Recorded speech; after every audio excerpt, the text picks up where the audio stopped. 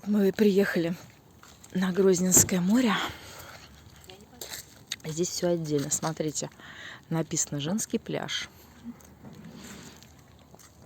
Читаем. Дети до 5 лет бесплатно. Мальчикам свыше 10 лет вход строго запрещен. Поэтому Федя у нас остался сидеть в машине. И будет сейчас плакать горючими слезами. Там, видите, такие беседки. Все так